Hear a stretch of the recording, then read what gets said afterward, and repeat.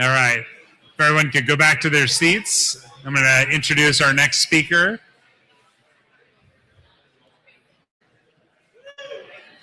All right.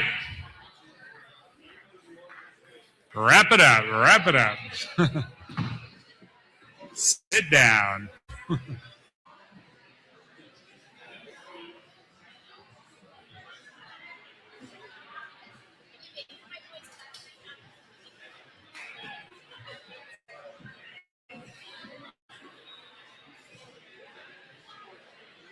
Okay, great. Thank you all. Hope you had a good break. It's now my honor to introduce our next speaker, who's Representative Erin Zwiener, who's probably the biggest champ on environmental issues in the legislature. She's the founder and chair of the House Energy and Climate Caucus, three-time Jeopardy winner, all-around great legislator. Let's welcome Representative Zwiener.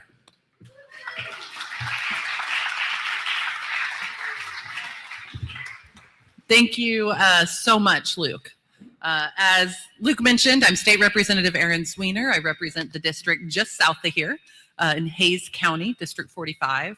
And one of the things I love about my district is that red, blue, purple, green, everyone in Hays County cares about the natural resources. And that's a large part of why folks landed there. I am the only member in the Texas House who has a professional or educational background in environmental issues. I have a degree from the University of Montana in natural resource conservation. And before I got back home to Texas, I worked for Rocky Mountain Elk Foundation and for a local watershed nonprofit called the Blackfoot Challenge. And what the Blackfoot Challenge did was collaborative conservation. Folks came together over the potential loss of a fishery. If any of y'all have seen A River Runs Through It, that was the river I worked on. And so we were concerned about the loss of the fishery, concerned about wildfire impacts, concerned about impacts to ranching, and really about bringing folks together. And I bring that up because I think that's really relevant right now as we're talking about these clean energy issues and how they intersect with wildlife. I do think there's a lot of space to come together and figure out how all needs are met. And quite frankly, I think if we don't come together and figure out how all needs are met, we risk being run over by people whose interest has nothing to do with wildlife, has nothing to do with natural resources, and has everything to do with wanting the form of energy they've invested in to be worth more money than it is if clean energy is available and abundant. So a little bit about what's been going on in the legislature for the last couple cycles is there's always a few industry killing bills. And what exactly they are vary.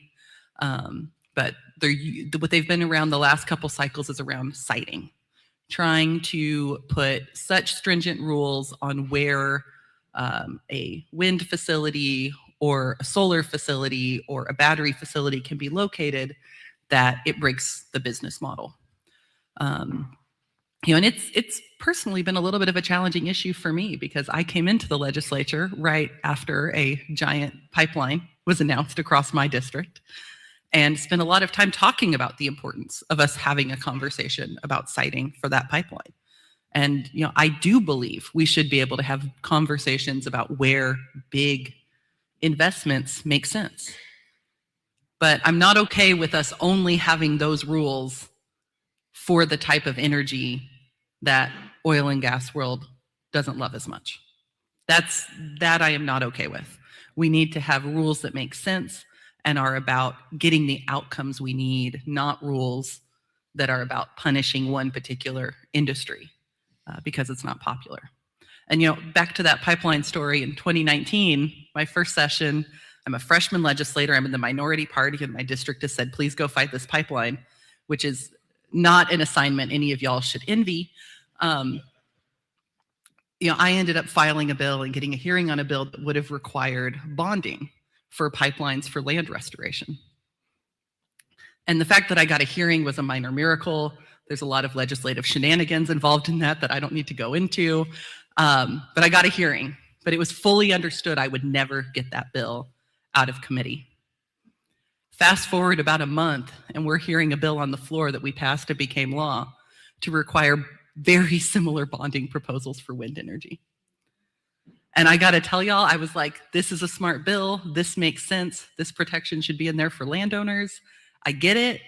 But why the heck can we only have this conversation about clean energy? And that's a pattern we see again and again. Whenever we're talking about clean energy, people want to talk about, the full life cycle implications of a wind turbine or of a car battery or of a solar panel. But we never have the full life cycle conversation about an oil derrick. We never have the full life cycle conversation around a compressor station. It's clean energy gets held to a very different standard. And so that's this challenging conversation we keep having in the legislature. This last session, it went beyond the siting bills and it got a little bit more creative. We had a bill about, oh gosh, I'm going to forget the exact words, but basically a bill about places for planes to practice acrobatics and not having windmills near those. I mean, it was like we were looking for all the secret bills that were actually about windmills that didn't say windmills anywhere in them. And one of them was about planes. And then the one that ended up being sort of the most dramatic all session, we ended up calling the bird bill.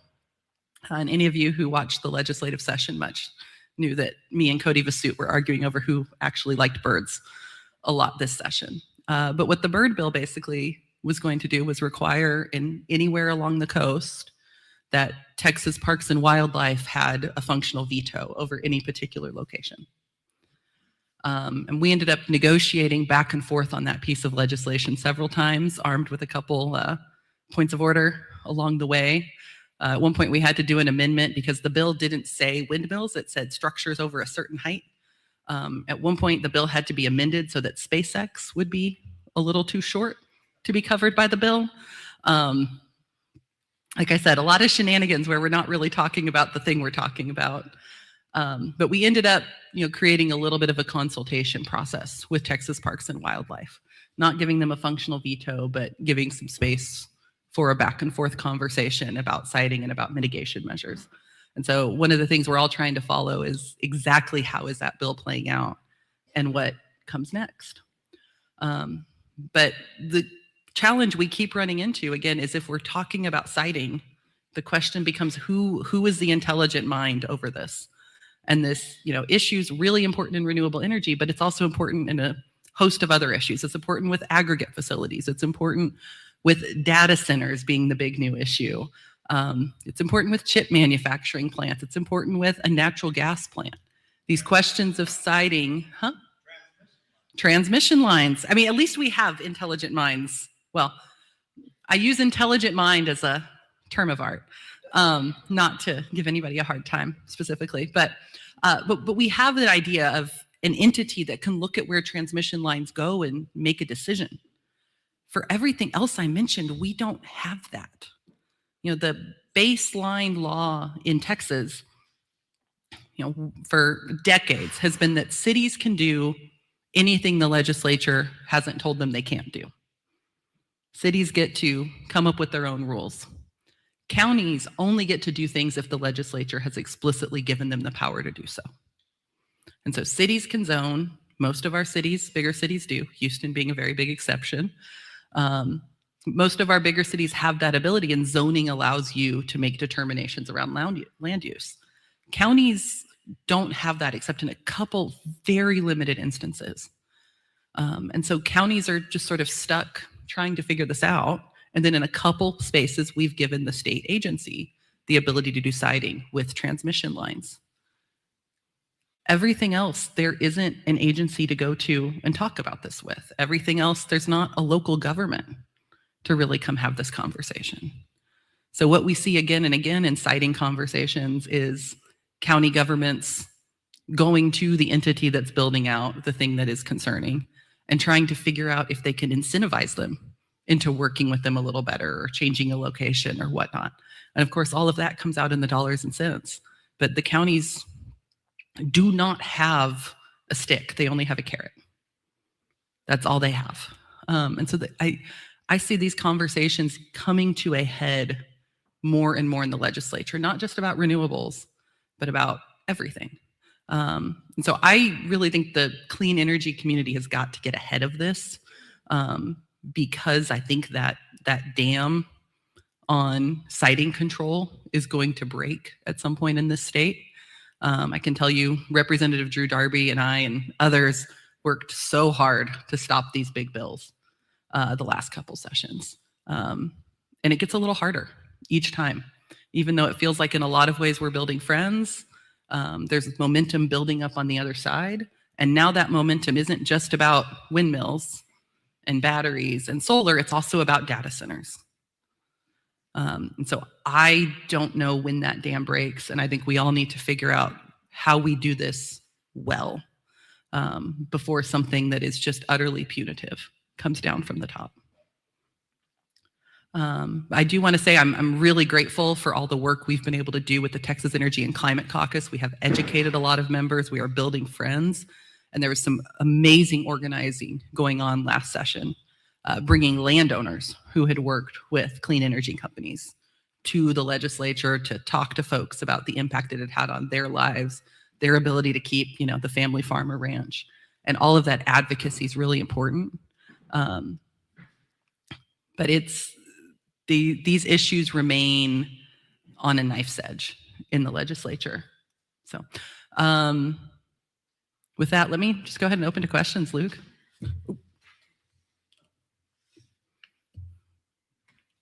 Yeah. How would you, or what advice would you give to someone who's working in the private sector but wants to help bring more conscious, sustainable, and critical thinking strategies to legislative sessions, propose bills, or try push certain solutions forward to be adopted? It said new data centers requiring a certain amount of on-site water use. How would you point them in the right direction? Yeah, that's a good question. So the how to do legislative advocacy question is always really important, but I think business leaders are in one of the strongest positions to do that with our current legislature. We have, I chair the Texas Energy and Climate Caucus. A lot of our members care about climate change. Many of our members are not particularly invested in it, but are invested in interesting energy technologies, in emerging energy industries, and in how Texas remains an energy leader. And so that makes the business community particularly strong to come out and have these conversations about why your proposals are not just about something that feels good to, those dang enviros or whatever, but also about why they make financial sense and economic sense for the state of Texas. The thing I would encourage everyone to keep in mind is most legislators know almost nothing about the energy industry.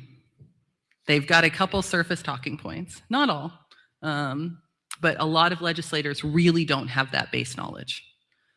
And so if you can become a person they rely on and trust, there's so much value in that. Because we all have people we look up and call when there's an issue we don't know anything about. I've got a guy I call every single time there's an issue around roofers in the Texas legislature, which comes up more than you would think. I've got people I call on criminal justice issues. I've got folks I trust. And so if you can become that person somebody trusts, run with that and maintain and build that relationship. The way you build it is you show up with good info. And when I say good info, the good info needs to fit on one page back and forward. Please do not show up with a packet. Huh? I'm not looking at you. I do have some specific people I am thinking about who one day very proudly showed me that they'd finally gotten everything onto a one-pager, and I had to tell them they couldn't use size 8 font. And that it needed to be 12 minimum and 14 would be better. But you can have all that background expertise, but figure out what you can distill for them. We have one engineer in the legislature right now, but he's not coming back.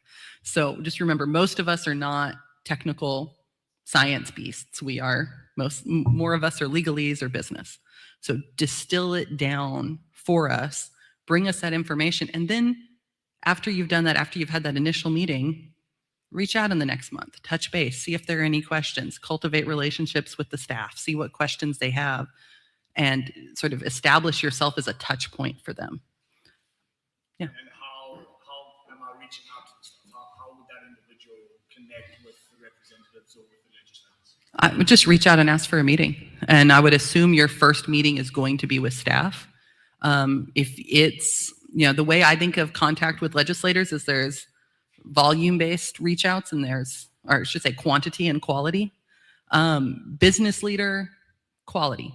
So you can reach, and when you're offering quality, you can reach out outside of your rep. When it's quantity, people only care if it's their constituents. But if it's quality, get a small group of y'all, go together, ask for meetings. If you can have, if you get 5 people from 5 different districts or operations in their districts, even if you're not a constituent, go have those meetings with those members and explain the business operations in their neck of the woods, explain how it impacts their community. And of course, a lot of this ends up being, in rural parts of Texas, but there's also connections back to the big financial centers for all these projects. There are great companies headquartered in Dallas and headquartered in Houston that these companies are feeding the economy of as well. Is that helpful? Yeah. Yeah, Dale. There are 500,000 EV drivers in Texas. Every session, our state organization tries to stop more penalties being pushed on us. The Trump administration now wants to add an additional $200 per year penalty for driving a zero-emission vehicle. Is there any chance that the state will change their animosity towards zero-emission vehicles and the people that are trying to clean the planet? Yeah, thanks, Dale. I'm pretty annoyed about, the question about the penalties for electric vehicles in Texas. And I should say, to be fair, the folks who advocated for these would not call it a penalty. They would call it electric vehicles paying their fair share since they don't pay the gas tax. Fair share. I'm just saying their statement, Dale. I'm not supporting it. I think is it 200 per year? Okay.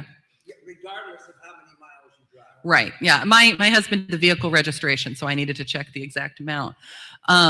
No, and it's been something that's very frustrating for electric vehicle owners because we're paying some other costs around installing infrastructure at home to charge and whatnot, and sort of took a risk on this new technology that has all of these other reduced social costs regarding pollutants.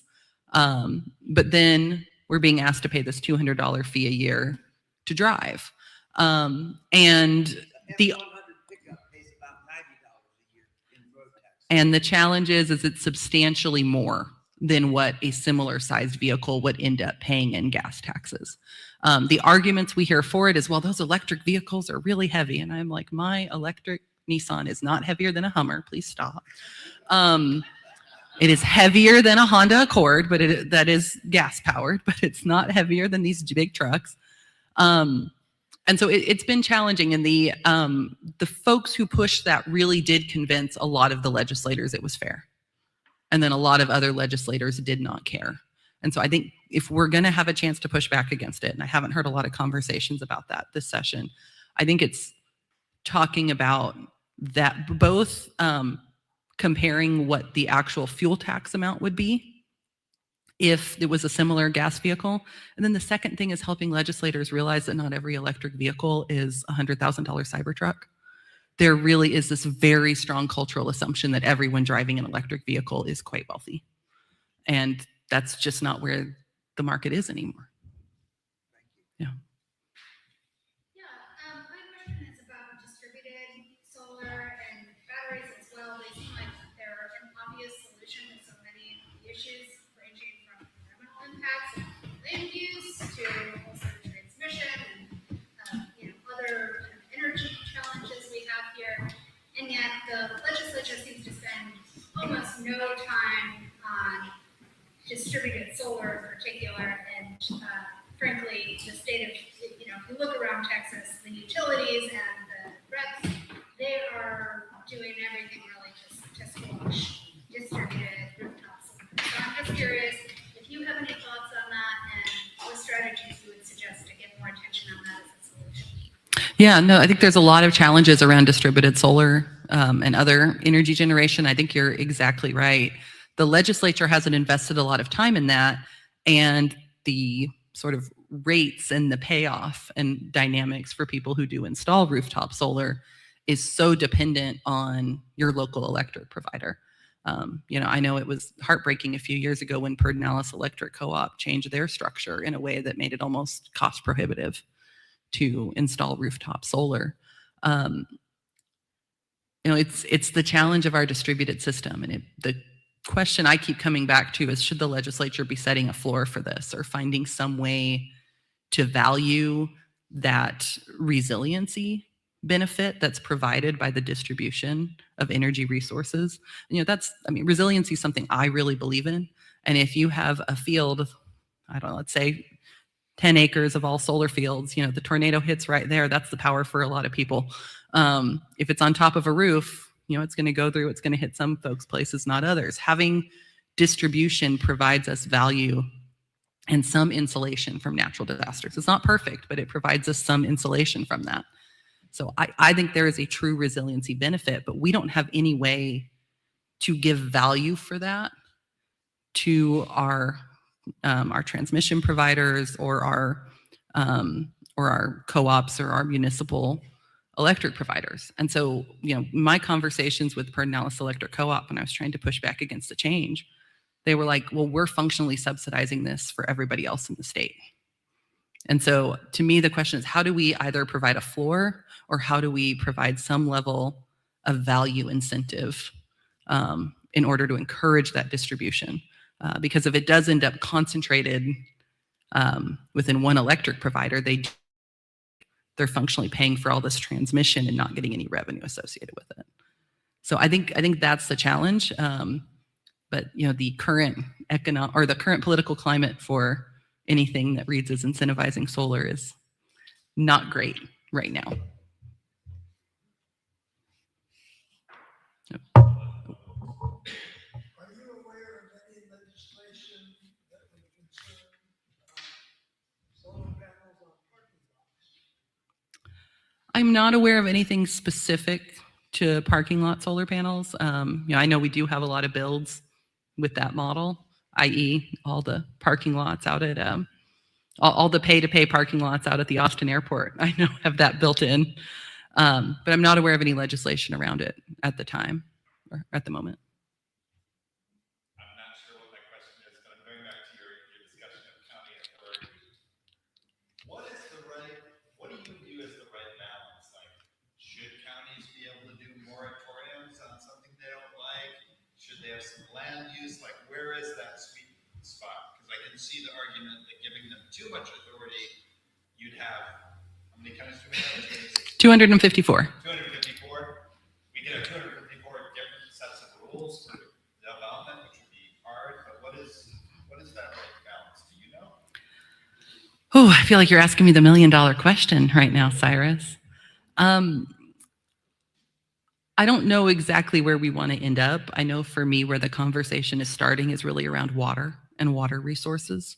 Where we do have some county land use authority already is around lakes and trying to protect some specific lakes for their recreational and watershed value.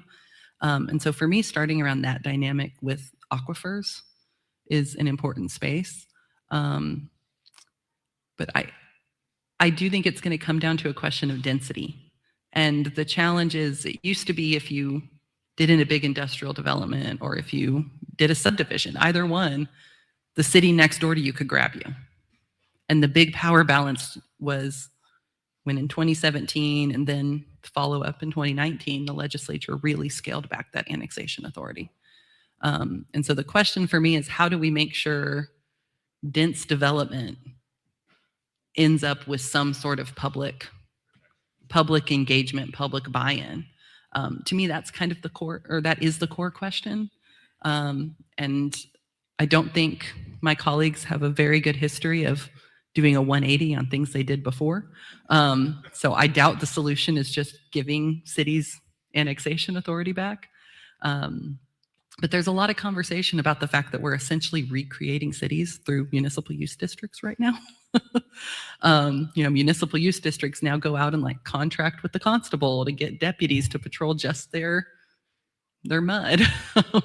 They end up in all these different contracts with the county for transportation. It's like you're slowly rebuilding all the elements of a city, but with less accountability.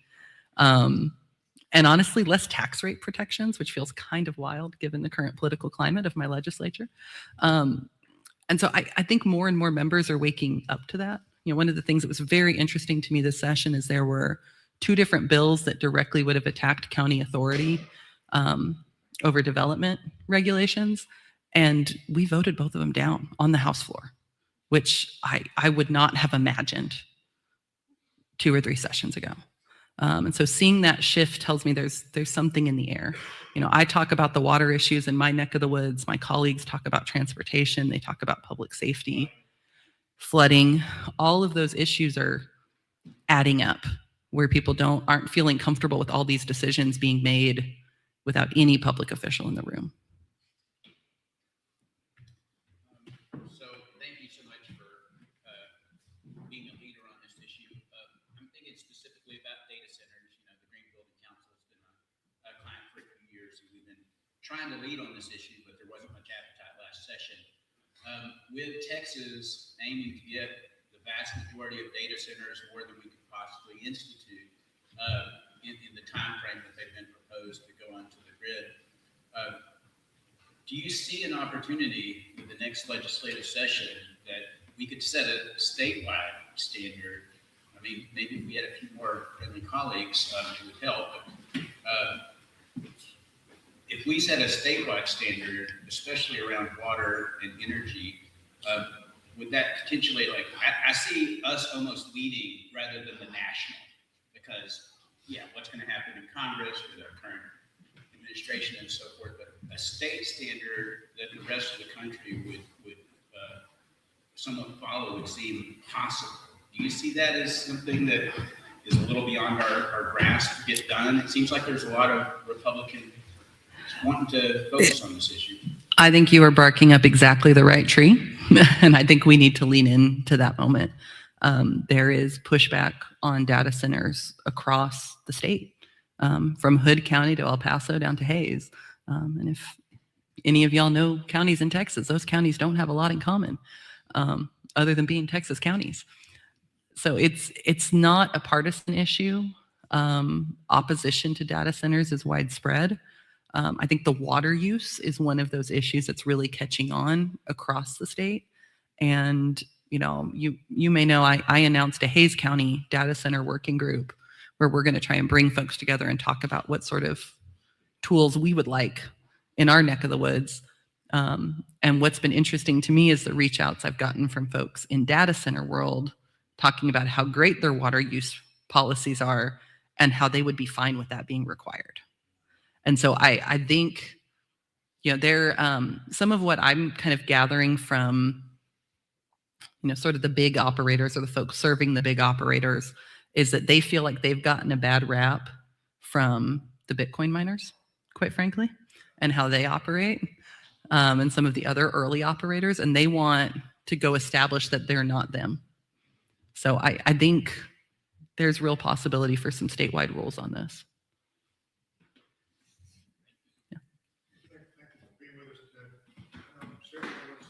Testified on your county committee, county bill, floods.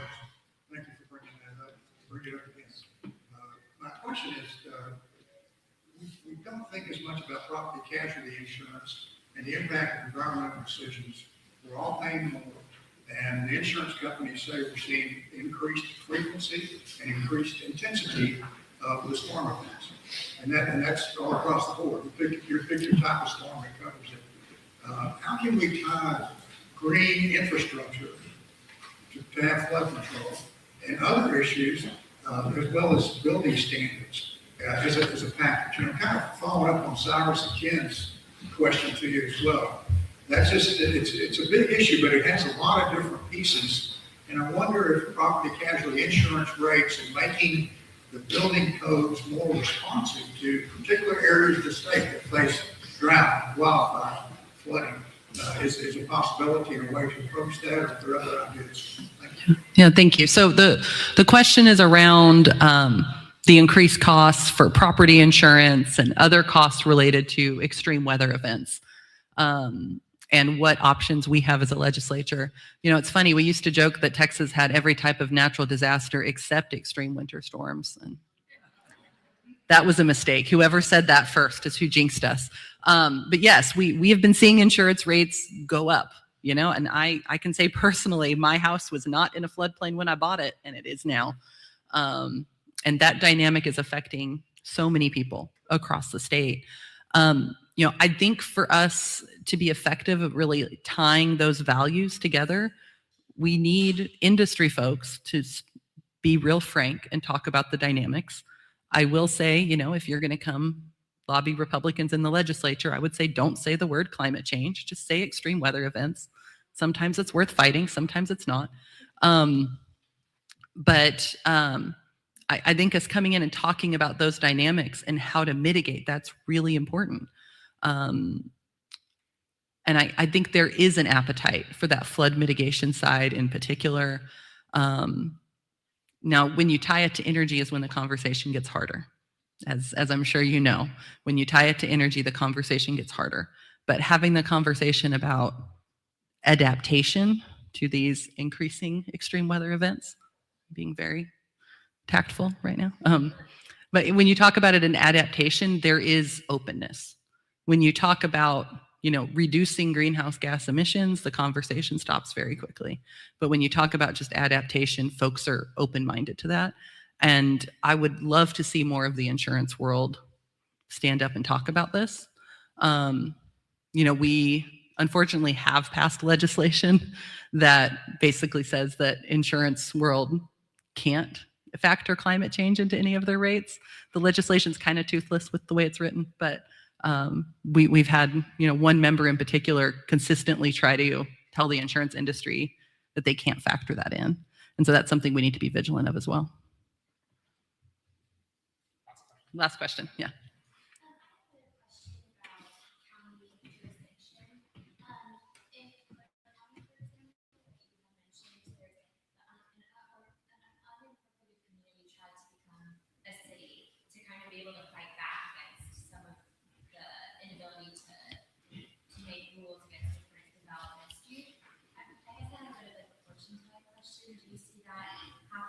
More often that unincorporated areas are going to try to become cities, and what do you make of that approach? Yes, I do. So the question is whether or not we will see more unincorporated areas try to become cities so that they have some land use authority.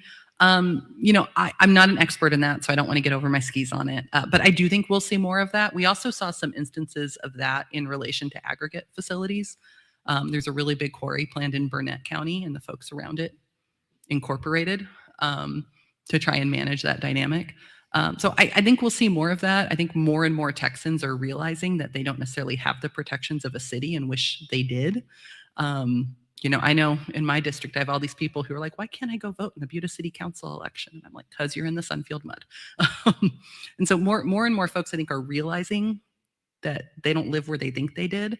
And especially in these areas where you have a relatively dense subdivision, not right next to a city, and then have something they don't like coming in right next door. I think you're going to see folks trying to use that tool. And honestly, that's a little bit of how it's supposed to work, is once a community gets dense enough, you're supposed to have a city there. That was the model we had, and it's the model that's become broken by the mud model becoming more dominant. So I'm interested to see what keeps happening with it. I will say it's not a quick fix. You know, it's hard to become incorporated, and most cities would get incorporated as a general law city first, not a home rule. And it's the home rule cities that have to be over 5,000 people that have every single tool. General law cities are more limited by our by the legislature. So, all right. Well, thank you all so much for having me. Thank you for inviting me, Liz.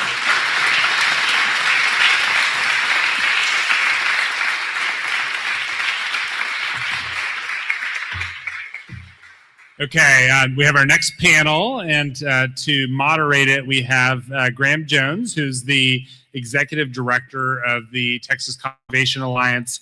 Before coming to TCA, he was at the Texas Parks and Wildlife Department for over 27 years, where he finished his career as the Director of Law Enforcement.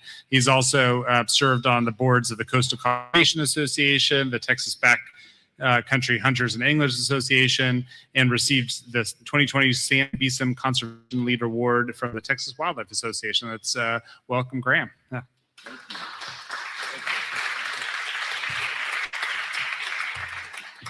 All right, thank you. Appreciate everybody being here, and look forward to this panel discussion. I think we're going to be seated right over here. I thought this was like, isn't this just a group to oppose the border wall? I thought that's what we were doing today. But sorry, I misread that. But and also remind me never ever to sign up. If Cyrus is the moderator, those gotcha questions scared me a little bit. So no, just kidding, Cyrus. Very well done. Yeah, appreciate you. All right. Yeah, so we'll kick things off. Again, very happy to be here, and I love the nonpartisan discussions that with these reoccurring themes. You know, we talked about. I just mentioned the border wall, but in reality, you know, that was something we saw. There were conservatives, there were liberals, there were moderates, there were Republicans, Democrats. You know, everyone was there. And so I think we need to get past this idea that these issues are partisan and do everything we can to continue the broader discussion in ways that we might not think of. Many times TCA will put forth or work on an issue just like Luke or Cyrus or Dave. And so many times we have this on the same sign-on letter. We'll have the Sierra Club and we'll have the Safari Club. And it's like we bring those issues together. We bring those people together in ways that sometimes, you know, we're not thinking of. So at the end of the day, we want to accomplish that mission of conservation and stewardship, the reasons that we're all here today. So with that, again, we're going to be talking about best practices for mitigating impacts for renewable energy, which is important. These issues come up, you know, time and time again. Obviously, renewable energy, as Andy Sansom mentioned, is a critical part of our future, and how we do it, how we go about it is extremely important. So that's those siting issues that we talk about, you know, are very, very important. But it's also about balance, and that's why we have this wonderful panel today. And I think we're going to do some self-introductions here in a second. But Stacy Ortega is with the National Wildlife Federation. We work with NWF very often.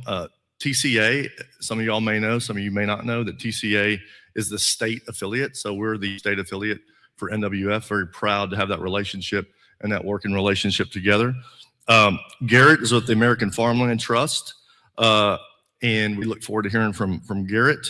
Laura is with Apex Clean Energy, and then Susan is with Orsted. So yeah, I'm going to let y'all do some self-introductions, and we'll start with Stacy.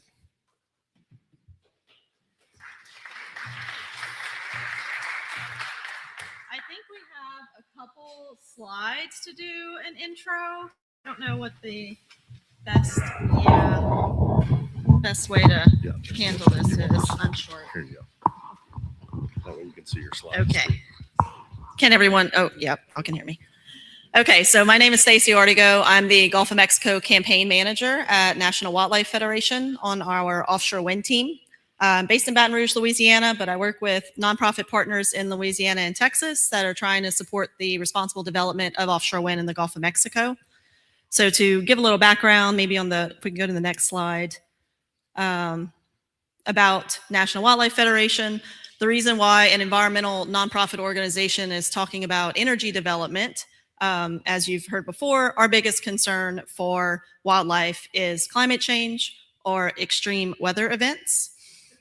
We think that is the single largest threat to wildlife globally, and we think we need to support responsible development. We can move to the next slide, please.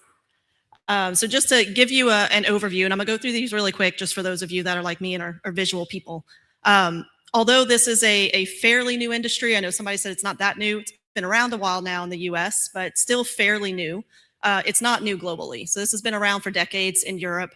There's over 12,000 offshore wind turbines operating globally. We have 4 completed projects now. 2 of those were pilot projects, 2 are commercial projects on the East Coast. And we could go to the next slide here. And just a little bit about how offshore wind works. If you're not familiar, essentially in federal federal waters, we'll have turbines that connect to a substation that'll then, come online, connect to a substation, and brings that power to the grid. Thank you. And so the process for getting the permitting process is, pretty long. A lot of folks, might think this is a pretty quick process, and really from the concept to actually having structures in the water is probably over 10 years, realistically. Could be more than that. And NWF kind of participates in this process at every step of the way. Well, when we had an active permitting process, each time there's public opportunities to provide input, we're making sure we're providing that input and reaching out to our partners as well to do so. And just to give you one example, in the Gulf of Mexico in particular, species of concern is the rhesus whale. So this species, pretty much as soon as it was determined to be its own species of whale, was critically endangered. So there are fewer than 50 individuals in this population. So obviously losing one is pretty detrimental to that population. So this is, one thing we really want to make sure that we're talking about, avoiding those impacts to the degree necessary to protect those species. And as I said before, that are currently fully operational. There's 2 pilot projects. So Block Island Wind Farm was completed in 2016. And that was kind of a proof of concept project to see, the viability of offshore wind in U.S. waters. And then most recently, the 2 commercial projects, we have South Fork off of New York and Vineyard Wind off of Massachusetts. Vineyard Wind was actually just completed this year. And there's 4 other projects currently under construction on the East Coast. So that's just to give you an idea of what's out there right now. And this is just about renewable energy in Texas. I'm speaking to the choir here, but renewable energy, Texas is leading in that. Texas has plenty of wind, all on land right now. But just even with the fuel mix, I looked as of yesterday, there was about 10%. What time did I do this? At noon yesterday, 10% of our energy mix was coming from wind energy. I won't say how late I was up last night. When I looked late last night, it was like 40%. So wind and solar are kind of leading that. So this isn't new to Texas, and Texas really has an opportunity to take advantage of expanding this by bringing offshore wind as well. So that offshore wind potential in the Gulf is strongest off the coast of Texas. So this is from the National Renewable Energy Laboratory, which I think just changed their name to the National Laboratory. But they had this map showing the wind speeds in the Gulf of Mexico. So currently, offshore wind is really only being considered off the coast of Louisiana and Texas. And that is because as you go further east, the wind speeds just are not viable to make this, or not strong enough to make this a viable source of energy right now. So it's off of Louisiana and Texas. Obviously, as you go towards the Mexico border, it gets even stronger. And the current leases, there's one lease off of Louisiana, and that is by RWE. That's the only developer that actually has projects on all 3 coasts. And in 2023, there were 2 lease sales for projects off of Texas coast. However, for various reasons, there were no bids on that. At that time, we were seeing the issues from the pandemic. There was still inflation. There were supply chain issues happening. And one key issue too is the General Land Office in Texas has to approve the cabling and getting this power onto shore. And around the time of these auctions as well, the General Land Commissioner, Don Buckingham, did, voice opposition to offshore wind, saying that they would not approve permits. So that's a pretty key level of support that Texas is going to need. So that is a challenge that we'll have to overcome in order to bring offshore wind to Texas. And I wanted to share this. I can share all this after for folks that can't see it, but Oceanic Network has a lot of great data on the supply chain in Texas. So there's basically just a whole lot of dots all over Texas on folks that have contracts that are participating in the supply chain in offshore wind currently. And this was, Oceanic actually presented this last year. We had a forum at Texas A&M Galveston, and they presented this this map. So it's fairly recent information. So Texas is already at work on offshore wind. And just to show a few examples of that, we have the first wind turbine installation vessel, Charybdis, was constructed in Brownsville. And it's now servicing the Coastal Virginia Offshore Wind Project. So that project is currently installing turbines in the East Coast. And the first offshore wind substation is servicing the South Fork Wind Farm. So that was also built in Ingleside, so near Corpus Christi. And then I'm going to get into some questions, but Thank you, Stacy. Okay, Garrett, American Farmland Trust, and he's going to be talking about the agrivoltaics that were talked about a little bit earlier today. So. Hey, thank you. Yeah, kind of stole my thunder bringing up agrivoltaics, but yeah, my name's Garrett Botter. I'm the Smart Solar Specialist for American Farmland Trust. So just a little bit of context in who American Farmland Trust is. We are a national nonprofit founded in 1980. Really with a kind of a holistic mission for agriculture. We say saving the land that sustains us by 3 pillars, keeping farmers on the land, protecting farmland, and promoting sustainable farming practices. So just a little context about Texas and why, we're talking about solar as well. So we've had our regional program here in Texas, back in Texas for about 3 years now. But in 2022, we did some research called our Farms Under Threat 2040, which showed land use changes up until 2016. And we projected that forward to 2040. And we looked at land that was being converted from farmland to residential and commercial real estate development. And what we found is in Texas, we were first or worst, however you want to look at it, as far as losing the most farmland up to 2040. The red on here is that conversion. And if you look, it is centered in a lot of our metro areas. In fact, 8 of the top 12 counties with the most farmland loss are located here in Texas. The green is that farmland. We use, we call it a PVR index, which is productivity, versatility, resiliency. So it's a soil score. But basically over that to 2040, on a kind of middle case path, we would lose 2.2 million acres, which if you look at other data since 2016, it looks like that is actually an underestimate.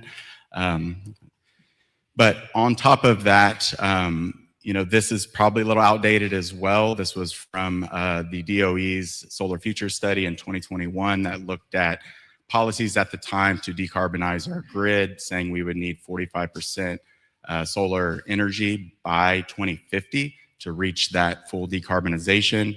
And it showed that we would need over 10 million acres of land across the United States. Our numbers for our farms under threat was not including renewable energy. So looking at this, we were thinking, how can solar be done in a way that really safeguards farmland, but also is an opportunity to strengthen farm viability as well for farmers. So we developed our Smart Solar Initiative, really guided by 4 principles. First is prioritizing siting on buildings and land not well suited for farming, unless it is that agrivoltaics that we talked about earlier. The second one is being very intentional and safeguarding soils when solar is sited on farmland to make sure that that land is available to be farmed in the future. The third one is growing agrivoltaics, all kinds of different models for both ag and energy production. And the fourth is promoting equity and farm viability. So doing that here in Texas, we work with farmers on all different scales. Some of it is putting up solar for their use to offset energy expenses. We did a solar survey here about a year ago that was statewide that looked at, I think, about 200 respondents from 89 different counties, kind of trying to find out what gaps are there, what's needed, and where we could fit in. So it was a very nuanced study. About half said, they supported solar on farmland. About 41% said they didn't. Then about 9% said it depends. But what we learned was kind of who they trust for this information. And we found out that there's a lot of knowledge gaps and a lot of lack of trust on a lot of traditional ag organizations. So we applied for a USDA grant to do an agrivoltaics training for ag and conservation professionals that we just started a couple weeks ago to train and kind of build their capacity from extension, water districts, others that are working with landowners and farmers to navigate these opportunities, to find these resources that are going to allow them to integrate ag and solar on the same site. We also work, as Stacy said, the National Lab of the Rockies, formerly NREL.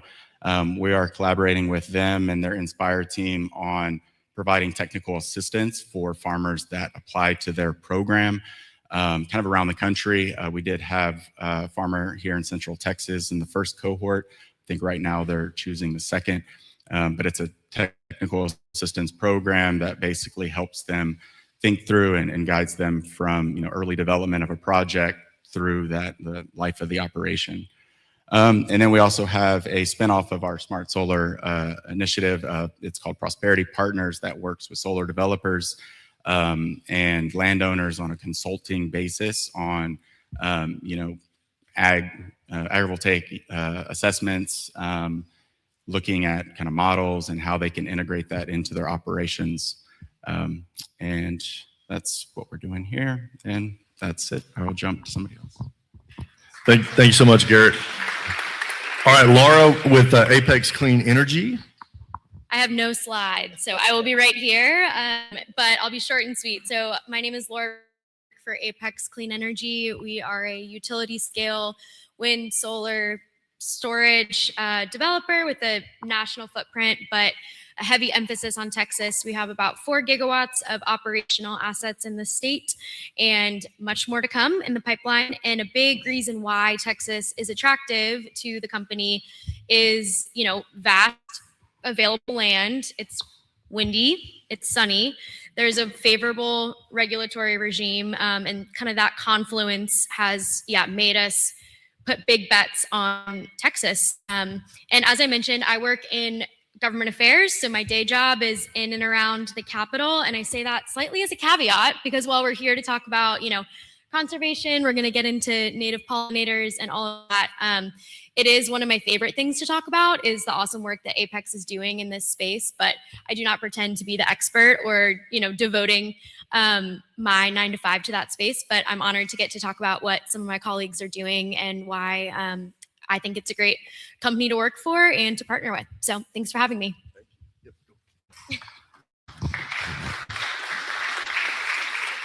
Okay, good. This is my slide. I brought one slide so that you could see. And Susan Williams Sloan, I've been working in renewables forever. In fact, I saw somebody has a Solar Austin shirt. That was my foray into renewables. I was one of the founders of Solar Austin when we were trying to get the city of Austin to become a renewable energy player in the country. And so I love seeing that it's morphed and evolved and it's still happening and it's great.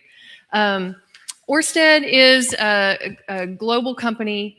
You just heard about offshore wind. Ørsted's been a global leader in offshore wind, but I am not here to talk about offshore wind.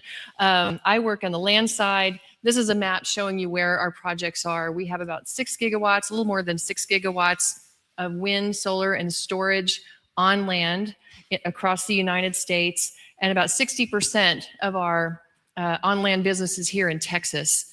And so this is an important market for all the reasons Laura said. This is still an important market for us.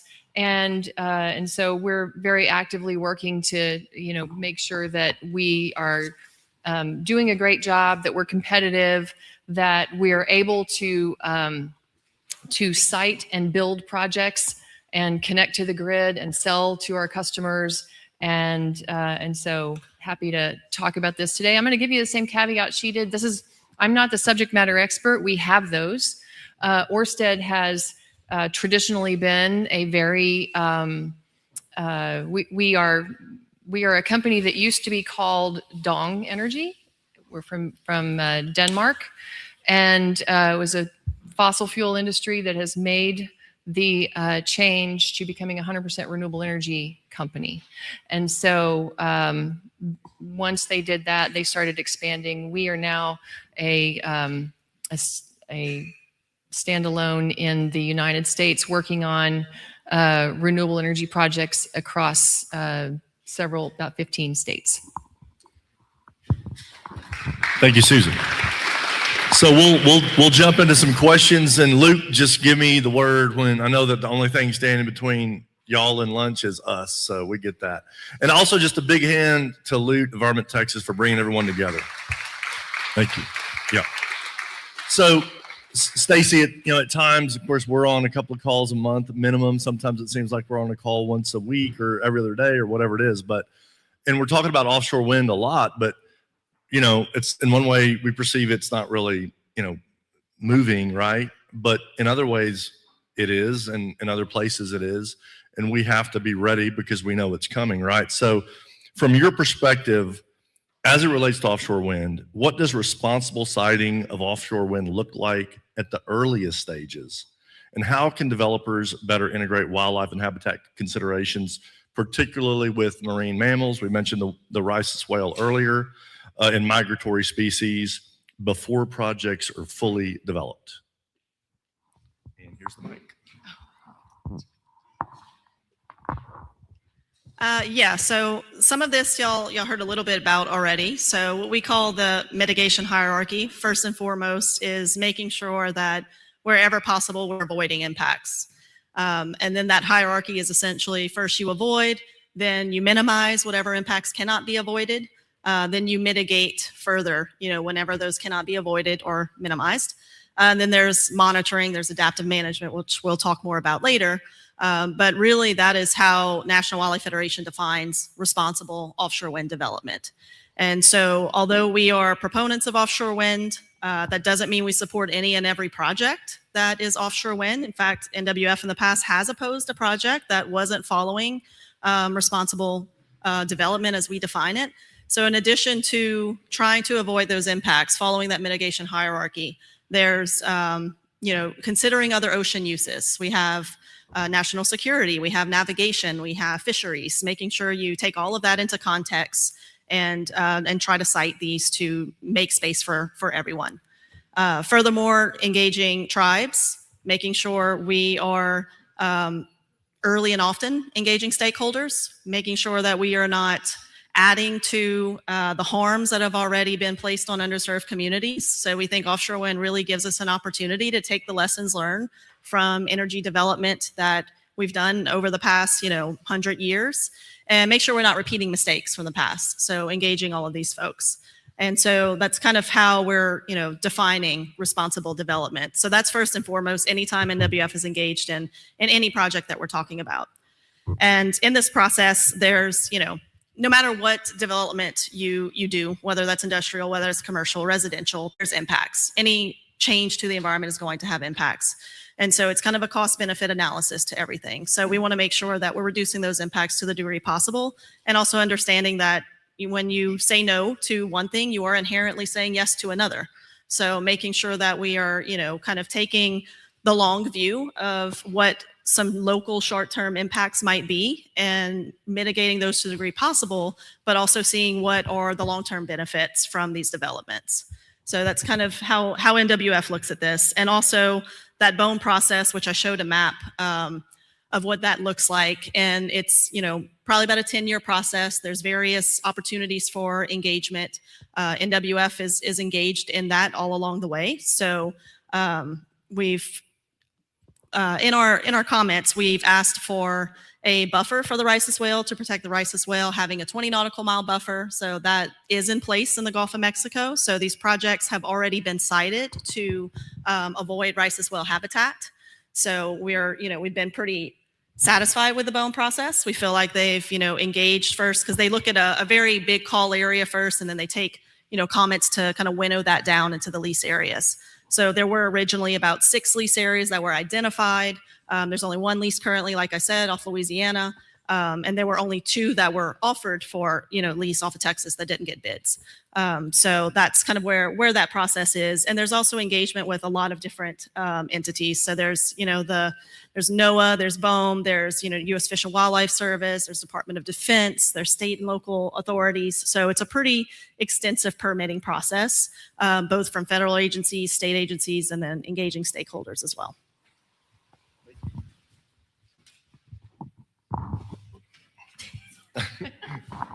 That's maneuvering. This is half the fun. Okay, so we'll transition now. Thank you, Stacey. We'll transition more into farmland. So Garrett, so how should states and developers approach siting decisions to avoid the permanent loss of high value habitat on agricultural lands? And what policies or tools have you seen that have maybe worked in the past? Hey, thank you.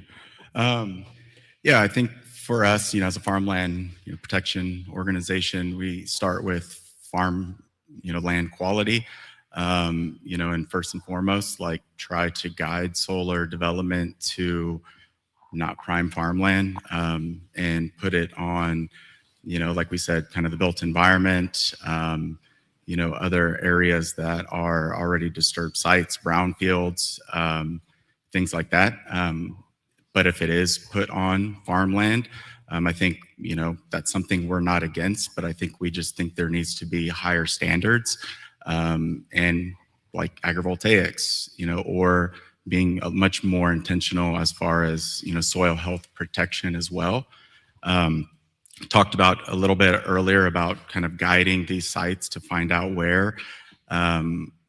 We're working closely with the Nature Conservancy on their site renewables, right, where they have, sensitive habitat, to include farmland soils on that. That's one thing, is using data driven practices and using those type of tools to guide siting decisions. Another is, kind of the way we define agrivoltaics as well is a little different than some. We're a little more specific. We think it should be a marketable ag product being produced for the life of the project. And in some states that are defining this, they're using that to, I guess, for incentives, to streamline some kind of permitting applications. In others that we're starting to see more of, it's using agrivoltaics as a current use. So here in Texas, typically, you have an ag exemption, solar company comes in, puts a utility scale site that switches to industrial. So they end up, developer typically, paying those higher taxes. But if there's a way that we can intentionally, plan a lot better at the beginning to really design that site with, ag production in mind, and keep that land in agriculture for the life of the project and get a lower tax liability, it could be beneficial for, not only the developers, but you could get that extra benefit of ag production on that land. I know Maryland has something moving through their legislature right now, a bill, but I know with something we're exploring, it's, varies widely, across the country as far as current use rules and differences. So, but something that might show some promise. Thank you very much. And this might qualify a little bit. Cyrus might potentially be a little bit of a gotcha question. So we'll see how it goes. I'm just kidding. So Laura, so you're good. I know you're well prepared. So critics of utility scale solar often, frame it as being very land consumptive, obviously, and taking agricultural or a natural or native habitat, out of production, specifically as it relates to agriculture, for 30 or 40 years. So how do you reframe that narrative, and how do you address those issues? You got me. No, I think it's asking the right question, right? And the first reframe I would mention is that none of these projects that we are working on are permanent. They are intentionally designed for a 30-year lifespan, and within that, the project is not paved, it's not subdivided. There's nothing that can't be ultimately restored, right? And so, the land does come back at the end of the project's useful life. We have statutory obligations to decommission these projects, but if it's managed well, ideally the land is better than when you found it, right? And one example from Apex and the work that we're doing is using sheep grazing on some of our solar projects here in Texas. So using one example, we have a solar project in Bell County, kind of outside of Waco, and we partner with a local company, Greason Livestock, and they are two brothers and a dad who they have been able to make this their business locally working at this solar project. They manage the vegetation for Apex across 16,000 acres using 700 royal white sheep. So at the same time as that land is generating 200 megawatts of clean energy for the Texas grid, it's also supporting this local family-owned ranching operation. And so without getting too into the weeds, that's a rotational grazing structure that promotes, protecting native species and controlling invasive ones. And we've found this to be, good for both the flock and the land. And the cherry on top is that because you're removing the use of heavy mowing equipment and that type of industrial equipment, that helps prevent any damage to the panels, right? That having that heavy machinery can have. And so it really is one of those situations where the economic best interests and the conservation and ecological best interests really do align. So that's one example of things the industry is exploring to really keep this land in use and conserved for future uses. Great, yeah. Thank you so much. So along sort of the same lines, Susan, will transition to you in a somewhat similar question, but for large-scale renewable projects, how do you operationalize conservation commitments from siting to construction to long-term management? So they're not just goals, but they're actual, we actually see the realities of that. Yeah, we have, well, first of all, in our development, we take a holistic approach and a consistent approach in the way we look at a potential project. We follow internal guidelines that were set out by the U.S. Fish and Wildlife for wind several years ago. We have then migrated those to include batteries and solar development. So we've kind of created guidelines that we're going to follow that kind of relate to that as well. But we also have a kind of a tiered approach of screening. We screen at kind of multiple steps along the way from development to construction to make sure that we understand what's there and what can be done about it. We kind of look at, we want to avoid risks and costs, and then we want to, if we find something, we're going to try to minimize it, which may mean moving things around or some particular practices. And ultimately, we want to mitigate anything that we find. And so the avoid, minimize, and mitigate is something that we do consistently throughout the project. We have, I think it's important for people to also realize, and I'm going to say this because I do hear a lot of questions, and sometimes there's misinformation about things that we're going to do in the regular course of business, which is, first of all, you have to have a stormwater plan from TCEQ, which is going to be, probably most constructions, general construction projects are going to have, and that is going to require you to have a plan that addresses things like erosion control, water management, anything like that that's going to happen during the course of your construction and operations. But we're also going to be looking for things like avoiding steep slopes and erodible soils. Water crossings are covered by federal law.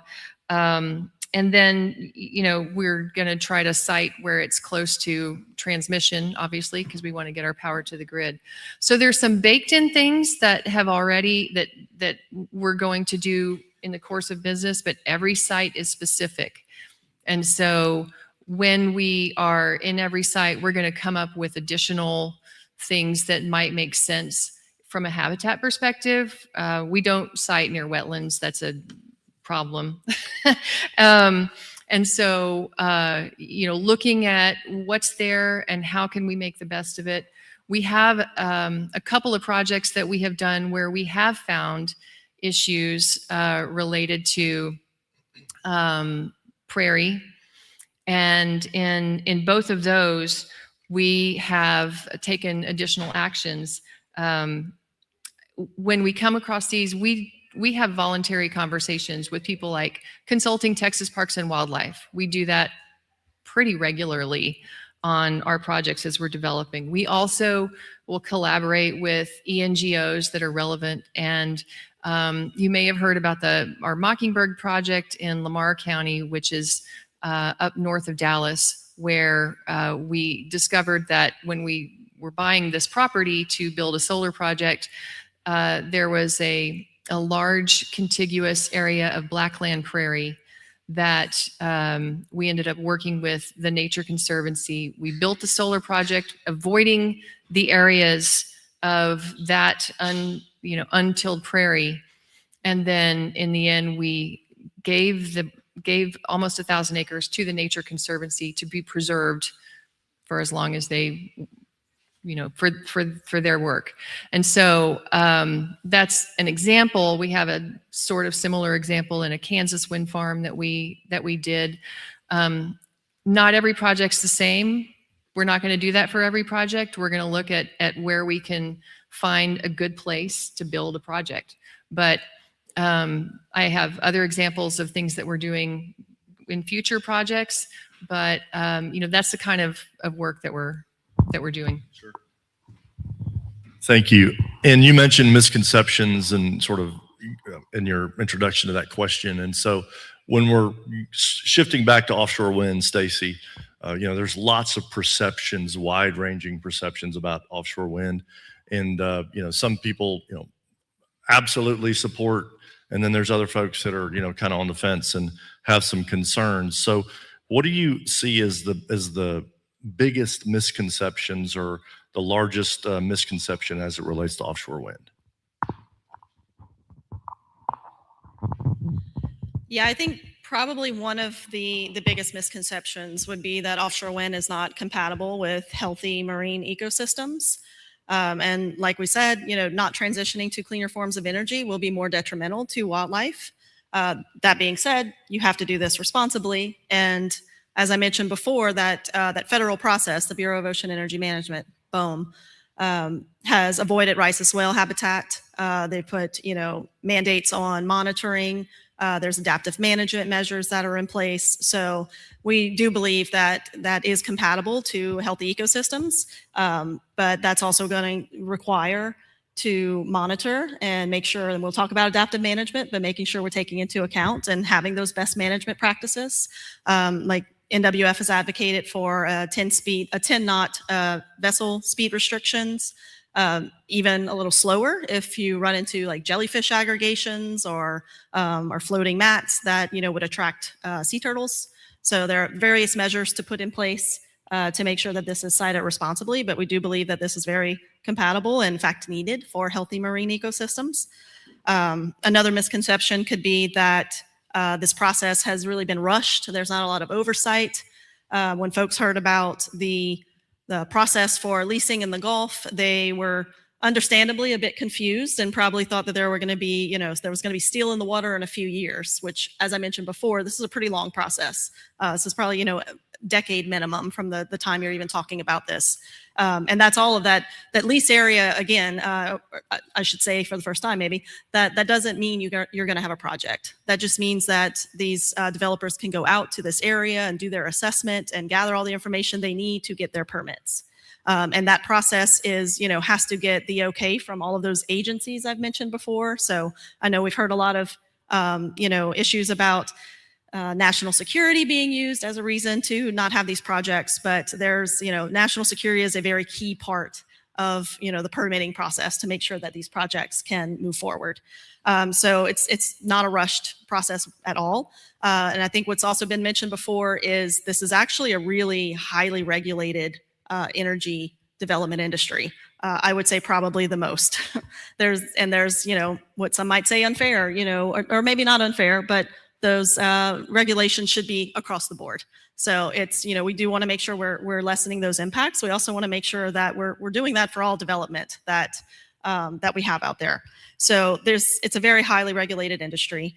There's extensive environmental review. So we have, the national, the NEPA process to make sure that we have the Endangered Species Act, which there have been some issues, with Endangered Species Committee recently actually unanimously voting to take away the regulations for oil and gas development in the Gulf, which is a concern for us. Obviously, we're talking about Rice's whales.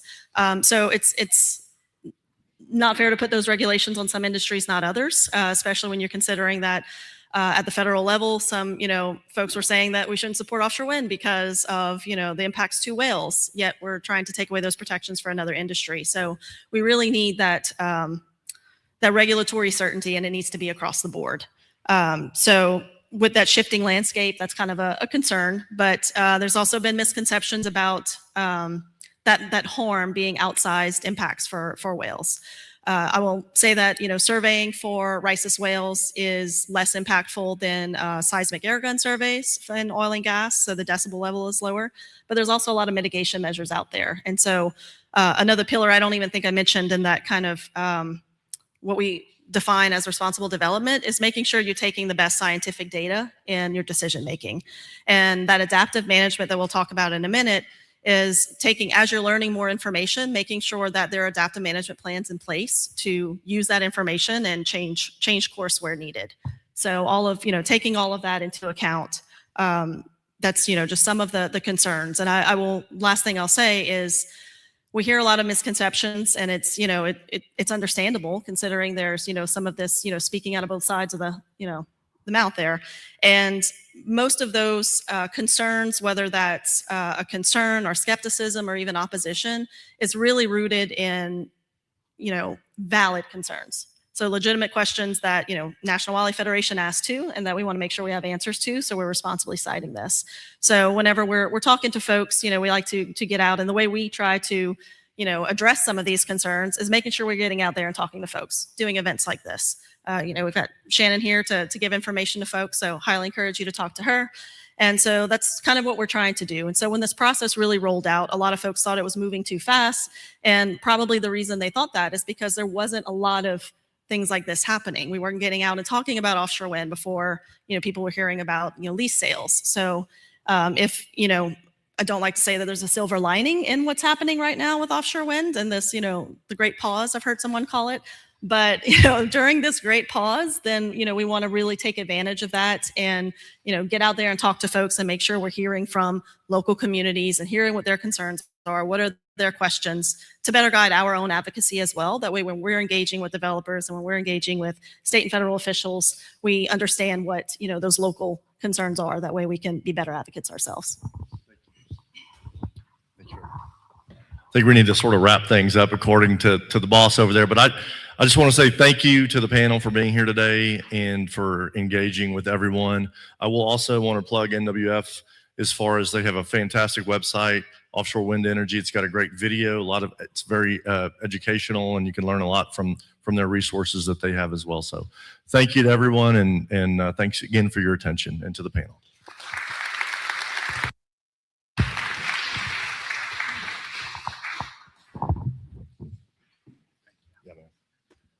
All right, it's lunchtime.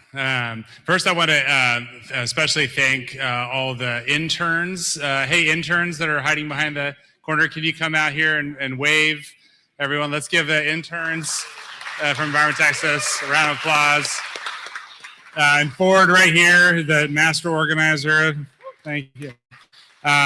Okay, so we've got lunch out there. So the way we're hoping folks can do this is go ahead and grab some sandwiches and cookies and sodas and chips. Come back to your table. We have some discussion prompts that we've printed out, and we're hoping each table can first introduce yourselves if you haven't done that yet.